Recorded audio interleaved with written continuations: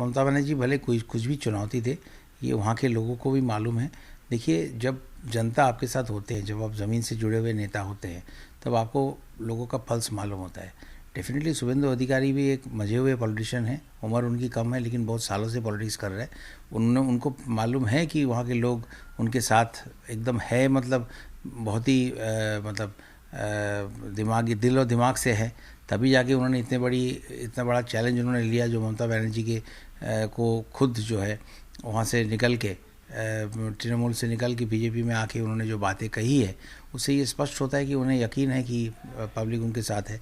ममता दीदी की तो ये गिमिक की पॉलिटिक्स है, बट मैं फिर से कहूँगा कहीं से भी वो लड़ सकती है, उससे हमें कोई फ़र्क नहीं पड़ता है। एडमिनिस्ट्रेशन का पूरी की पूरी जो है राजनीतिकरण हो चुकी है, जो नड्डा जी ने, अमित शाह जी ने भी, माननीय उन्होंने भी कहा, ये बात कही थी। पूरा प्रशासन का राजनीतिकरण हुआ है और राजनीति का जो है उसका अपराधीकरण हुआ है। तो ये सारी चीज़ें जो है ये पुलिस के आंखों के सामने उनकी मदद से और ममता जी के अनुप्रेरणा में यही काम तो हो रही है। अब ये उस पार्टी का फ्रस्ट्रेशन है, जब उनको मालूम है कि पब्लिक उनके साथ है नहीं, तब जाके वो इस तरीके का घटना, कभी हमारे आसनसोल में जो अभी रैली हुई थी वहाँ पे गोली चली थी, बम फेंका गया था, तो ये सब तृणमूल तो कर रहे हैं। उनको मालूम है कि अब जो है लोग उनके साथ है नहीं, तो उसी फ्रस्ट्रेशन से ये चारी, कितने बार हम इसकी निंदा करेंगे, ये तो लोग देख रहे हैं। और एक निंदनीय पार्टी है, एक हिंसा फैलाने वाली पार्टी है, ऐसी पार्टी है जहाँ पे लोगों को पीछे छोड़ के बिना कोई शर्म के उनके नेता मंत्री लोग पहले वैक्सीन ले लेते हैं। तो ऐसे पार्टी में ऐसे ही लोग होंगे, ऐसे ही उनके सपोर्टर्स होंगे, तो शर्मनाक चीज़ है। और इसी को बदलने के लिए तो हमारी लड़ाई है। तो ये पत्थर फेंक के, पत्थरबाजी करके और ये सब करके, अगर वो सोच रहे हैं कि लोगों को इसी तरीके से डरा देंगे या बीजेपी को किसी तरीके से बैकफुट में डालेंगे, तो उनकी बहुत बड़ी गलती है। बहुत ही बचपना है इसमें, इस चिंतन में। और इससे जो है, जितने बार वो ऐसा कहते रहेंगे, जितने बार इस तरीके का घटिया हरकत करते रहेंगे, उतना ही हम अगले बार 200 पार की जगह में 205 पार, 210 पार, जितने बार करेंगे उतना हमारा वोट बढ़ेगा।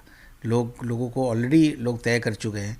और ममता बनर्जी भी, मैं आपको कह रहा हूँ, जो 16 में उन्होंने कहा था कि 294 आसन से मैं खुद ही लड़ रही हूँ, इस बार भी वो जितने बार वो ये बात कहेगी, हमारा आसन और बढ़ेगा। मैं इस बारे में कोई टिप्पणी नहीं करूँगा, लेकिन ये ज़रूर कहूँगा कि